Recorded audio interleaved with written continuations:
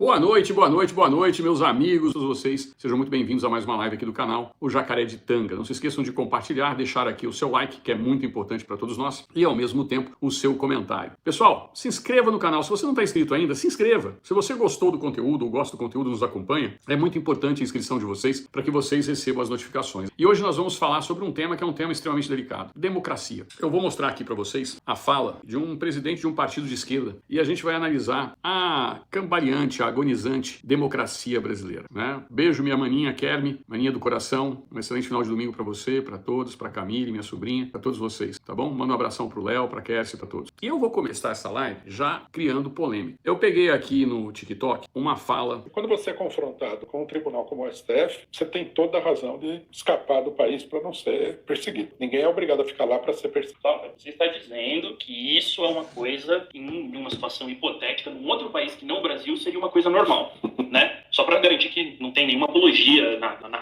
Apesar que a lei brasileira diz que fugir da prisão não é crime, né? Não existe crime de fugir da prisão. Você pode ser preso, logicamente que se você for condenado, você pode ser preso, mas não é crime. Isso aí mostra a situação que chegamos. Nós podemos acabar com um monte de gente exilada do país por causa do STF. É uma crise. A condenação dela é claramente persecutória, não tem nada de legal o que estão fazendo com ela. É uma perseguição política. E isso dá margem a essa situação que nós estamos vendo aqui. Quando você é confrontado com um tribunal como o STF, você tem toda a razão de escapar do país para não ser perseguido. Esse é Rui Costa Pimenta, né, do PCO, Partido da Causa Operária, um partido de extrema esquerda. Quando a extrema esquerda reconhece que há perseguição política no Brasil e que nós estamos correndo o risco de ter uma série de exilados, e essa perseguição ela parte do STF, a nossa democracia ela está agonizando na UTI. Ela é uma democracia agonizante. E para quem não sabe o que é agonizante, é uma democracia temerária à beira da morte. E nós só não fomos, como eu diria, atacados de maneira mortal, ou seja, a democracia ela só não acabou de vez no Brasil graças a vocês. E são vocês que têm capacidade de alterar todo esse rumo. Essa live aqui eu resolvi fazer para a gente ter uma análise bem profunda do momento que nós estamos vivendo no Brasil. Algumas pessoas se perguntam: que democracia? Nós não estamos vivendo uma democracia. Em parte é verdade, mas em parte também não é. Nós ainda temos um respiro, digamos que ela esteja na UTI. E esse respiro, quem está proporcionando são justamente vocês. Nós vivemos hoje uma verdadeira ditadura da toga, mas ainda existe um respiro de democracia no Brasil. Como assim, Kleber? A internet possibilitou isso. Vocês, hoje, estão muito mais informados e muito mais inteirados do que está acontecendo. Vamos lá para que vocês entendam. Processos e inquéritos abertos com o único intuito de perseguição de um espectro político. Pessoas com medo de falar. Porque eu vou colocar novamente, porque muita gente prestou atenção na fala do presidente do PCO, mas não prestou atenção na fala do apresentador do podcast que ele estava sendo entrevistado. O que foi que disse o apresentador do podcast? Ele tenta falar e tenta interromper o entrevistado para dizer que aquilo não acontece no Brasil, que ele estava falando de um país hipotético, numa clara demonstração de medo, de pavor. Isso demonstra que nós estamos à beira, mas muito próximo, de um estado de exceção. Hoje nós vivemos, na realidade, um tribunal de exceção, mas nós estamos muito próximos de um estado de exceção. E no estado de exceção você não consegue falar, você não consegue votar, você não consegue se expressar. E é justamente isso que eles tentam impor na tua cabeça, de que eles estão lutando a favor da democracia, quando na verdade eles estão matando a democracia no Brasil. Quando você começa a observar que pessoas estão com medo que comediante, goste ou não dele, goste ou não da piada, é condenado à prisão. Parem e pensem. Vocês, muitos, inclusive aqui dentro de casa, viu? A Alana mesmo tem opinião totalmente divergente da minha. Muitos condenam o Léo Lins pela sua piada, pelo seu humor, pelo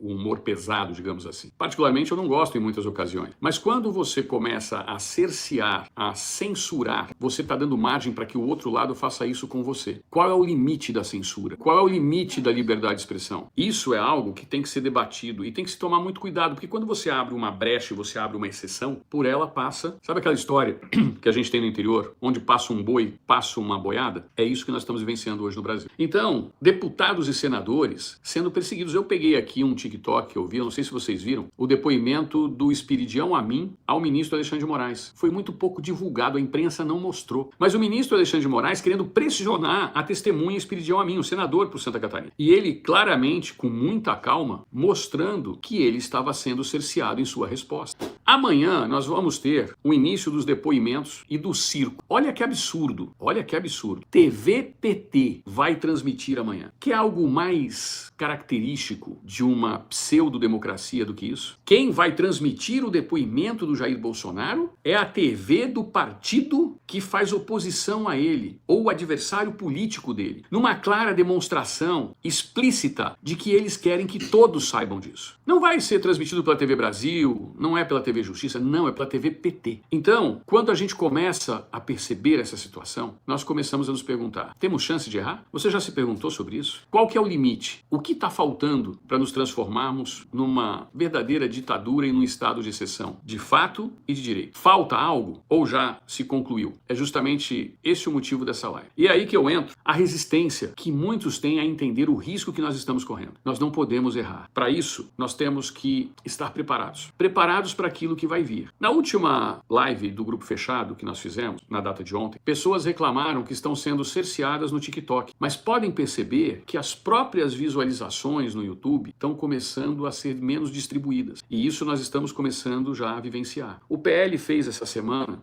uma palestra com o grupo Meta, o pessoal do X, a turma do TikTok e o pessoal do Google, da plataforma YouTube, dando dicas e mostrando os direcionamentos. E isso é muito importante porque nós estamos vivendo um verdadeiro tribunal de exceção, aonde qualquer coisa que você fale, se for do outro espectro, estamos correndo o risco de sermos cerceados sim. Nós vivenciamos aqui uma censura prévia que eu nunca vi, nem na época de Benito Mussolini e do Adolfo. Não vi. Conseguiram não só tirar do ar as redes sociais da Carla Zambelli, mas do próprio filho da Carla Zambelli. E isso é algo que nos remete à Roma antiga, ao Império Romano. Nós retroagimos 2000 anos. E por que eu estou afirmando que nós fizemos esse retrocesso? Porque era lá que a pessoa condenada passava a sua pena para o filho, para o neto, para outras gerações. O filho da Carla Zambelli foi condenado por conta da mãe. E eu não vejo a imprensa brasileira se mobilizando ou estarrecida por conta disso. A mãe dela foi condenada por conta da filha. Se nós fôssemos levar isso em consideração, aplicar a pena que foi aplicada a Carla Zambelli de não poder acessar as suas redes sociais ao filho e à mãe, estaria correto de dizer que o cantor Oruan, filho do Marcinho VP, tinha que estar preso? Porque, afinal de contas, a condenação do pai teria que passar para o filho. A Eliane, mas ele é menor de idade. Ainda que fosse maior, menor, não interessa. Ele foi apenado a não poder ter rede social. Olha só o absurdo dessa decisão. Mas isso tudo sendo colocado debaixo dos tapetes pela imprensa nacional e não sendo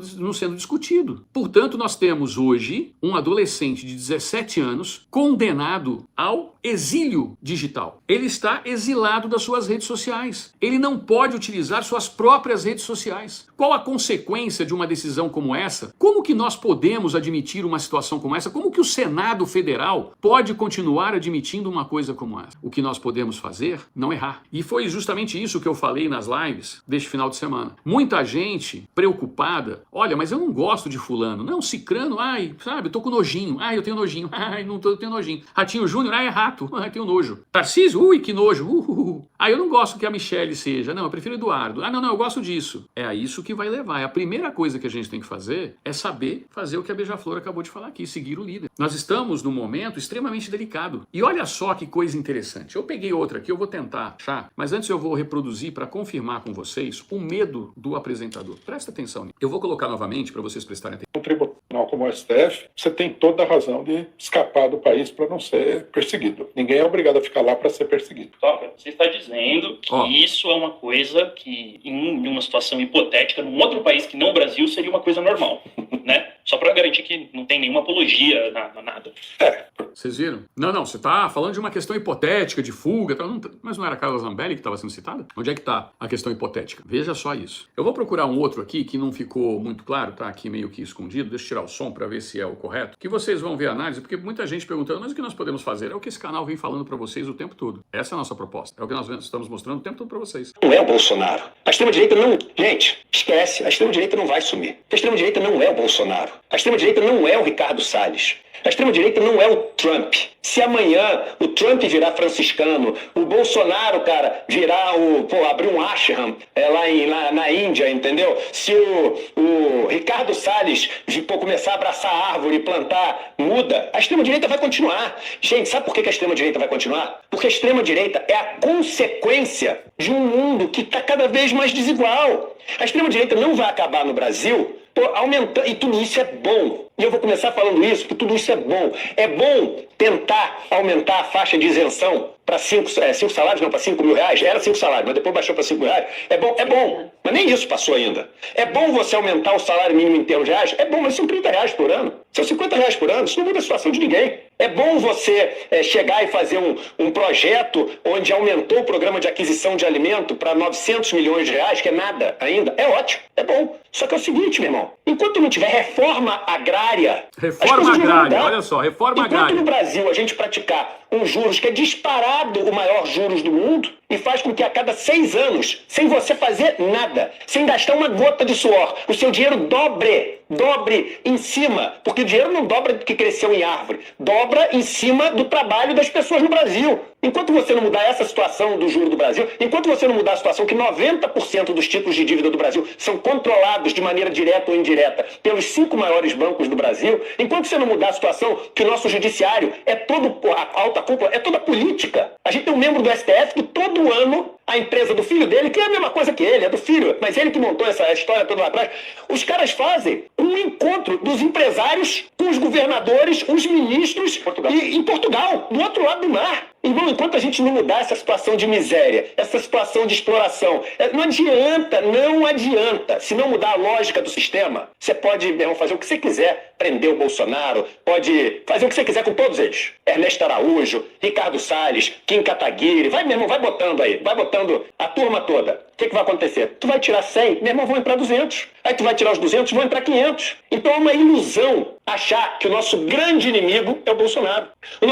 Isso é o ICL. E eles fizeram um programa dizendo que amanhã é feriado porque vai ter a transmissão, né, do depoimento do Bolsonaro, do Mauro Cid. Isso é o ICL chegando à conclusão que não adianta prender o Bolsonaro. Mas eles foram chegar a essa conclusão agora. E nós estamos falando para vocês há muito tempo que o Bolsonaro ficou muito maior do que um homem. Se tornou uma ideia. E quando ele vem falando, exatamente, Márcio, e quando ele vem dizendo que você vai colocar um na cadeia, vão vir 10, vai colocar 300, vai vir 500, vim te matar, não tenho nada de informação a respeito de Interpol, viu? Nada. Isso é só boato por enquanto. Obrigado, Leonardo Escobar, aqui pela sua... Então, vocês percebem que do lado de lá já existe um medo, um pavor. Porque qual era a intenção deles e o que eles imaginavam? Que prendendo o Bolsonaro, eles iriam acabar com o bolsonarismo. Que prendendo o Braga Neto, eles iam acabar com a direita. Que prendendo o Carla Zambelli, eles iriam criar todo um sistema novo. Mas, na verdade, o que eles vêm fazendo é demonstrar cada vez mais, que eles estão numa situação complicadíssima. Eles se fecharam e se blindaram dentro de um tribunal que se tornou um tribunal de exceção. Que, segundo as pesquisas, somente 12% dos brasileiros, não, 8% dos brasileiros confiam. Só 8% dos brasileiros confiam no Supremo Tribunal Federal. E eles continuam esse embate. Mas agora eles estão brigando com a mídia internacional, eles estão brigando com os Estados Unidos, eles estão brigando internamente. E tudo isso vai desencadear nas eleições de 2026. E sempre vai entrar aquele aqui falando,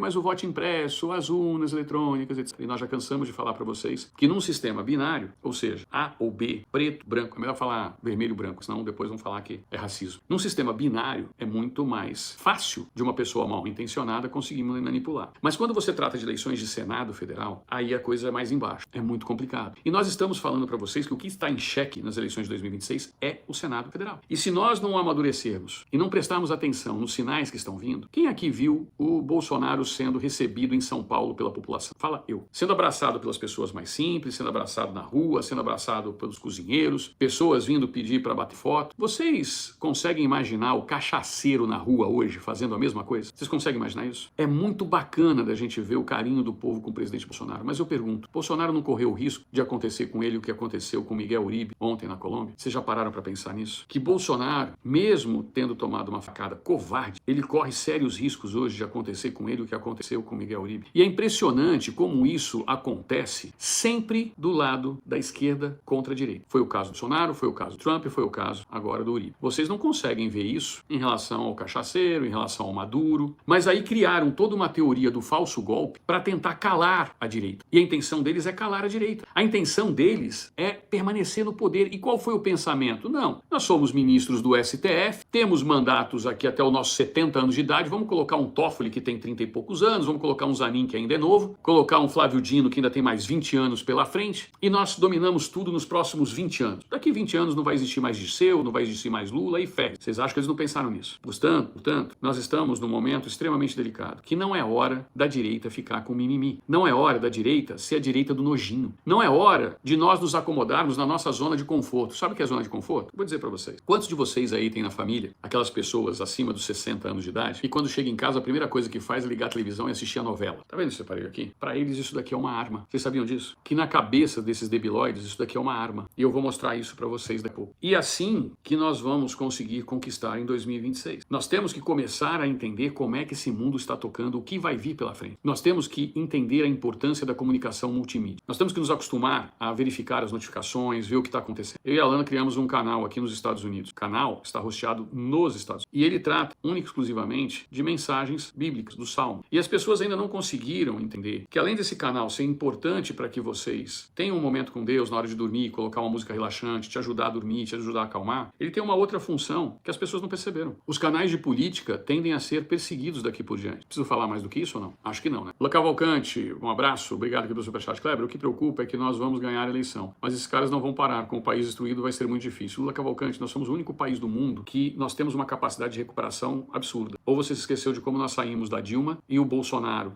Pegamos uma era Temer de 2 anos e depois o Bolsonaro recuperou o país. Se o Bolsonaro e o Paulo Guedes tivessem dado continuidade, hoje nós seríamos considerados país de primeiro mundo. Nós temos que continuar esse... Então eu quero que vocês compreendam que quando a gente fala, que a gente faz as ações, olha pessoal, curta o grupo de não sei quem, vamos transformar novos influencers, vamos criar novos influenciadores, vamos fazer determinadas ações. Eu vejo as pessoas na zona de conforto. Qual que é o trabalho de entrar num lugar e apertar um sininho e se inscrever? Nenhum. Qual é o custo disso? Zero. Mas quando eu transmito todos os dias aqui, a gente chega a ter 450 mil espectadores únicos em 30 dias. Aí você vai ver quantos inscritos nós temos no Crocodilo Reaça, que é o outro canal que eu transmito, tem 170 mil. Mas aqui eu tenho 1.366.000, chegando a 1.367.000, mas no outro tem 170 mil e as pessoas não têm o trabalho de se inscrever no outro canal. E vocês estão tendo um exemplo típico aí que os caras estão bloqueando o canal do filho da Carla Zambelli. Então, obrigado Maria Luísa aqui pelas suas palavras. Então não se trata só de fazer um canal para que vocês tenham um conforto, para que vocês tenham realmente alguma coisa a ser feita. Se trata de comunicação. Enquanto vocês não entenderem que nós temos condições de crescer formando pessoas, então quando está num grupo de WhatsApp, não é, eu já não deixo o grupo de WhatsApp aberto, os grupos são fechados para só que receber comunicação, porque muita gente não tem memória no celular, reclama que recebeu muita mensagem, atrapalha, tal, etc. Então a gente manda 2, 3, 4, às vezes eu faço 6 lives num dia, pronto, já é o suficiente, caiu o mundo, a pessoa sai porque recebeu muita notificação. Isso se chama zona de conforto. Aí eu pergunto para vocês, é assim que a gente vai vencer essa batalha? Terceirizando responsabilidades? Porque o que muitos da direita querem é que outras pessoas coloquem a cara para bater. Olha, vai lá, convoca a pessoa, não fazem nada, é muito blá blá blá, o que nós vamos fazer? Mas nós não temos a capacidade de pegar um celular que o outro lado considera uma arma e simplesmente,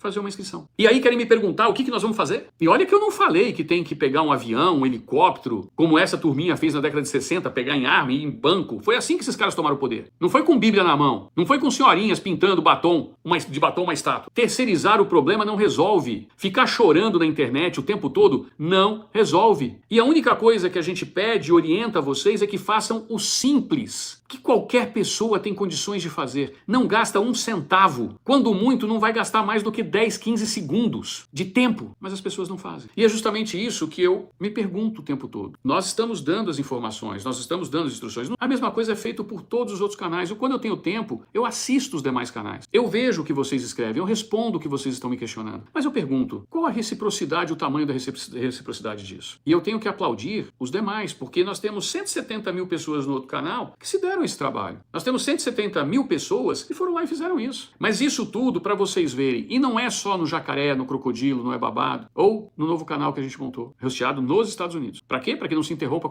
comunicação. Agora, não é só para fazer isso nesse canal. É para fazer no Didi Red Pill, é para fazer no Fábio Tom, é para fazer no Mário Robert, é para fazer no Kim Paim, é para fazer no Paulo Figueiredo, é para fazer na revista Timeline, é para fazer na Bárbara, é para fazer na revista Oeste, é para fazer na Gazeta do Povo. Todos os veículos de direita. São esses os canais que vocês podem confiar, que estão dando a cara a tapa, que estão todo dia produzindo para vocês. Nós temos parlamentares hoje que estão sendo calados, com uma Câmara e um Senado totalmente imobilizados por presidências, que era o que tinha para se colocar. Porque o que tinha de pior era pior ainda. O que viria era pior ainda. Então todos esses canais, Marcelo Suave, Sandro Gonçalves, Pastor Sandro Rocha, todos eles, sem exceção. Não interessa se você tem tempo para assistir todos, ou quais você gosta, quais você não gosta. Não é hora de mimimi. Nós estamos chegando no momento, no dia D. Não tem outro dia. Não tem outra oportunidade. Ou nós vamos resolver isso agora, ou nós não vamos resolver. É simples assim. Kleber, as pessoas só vão sair, acho que, da zona de conforto quando o agro e os caminhoneiros pararam o Brasil todo e faltar comida e combustível para todo o território nacional. Obrigado, Alisson Tércio. Você viu, Alisson, que no seu superchat você acabou de falar de terceirização? Quer dizer, então, que nós temos que aguardar alguém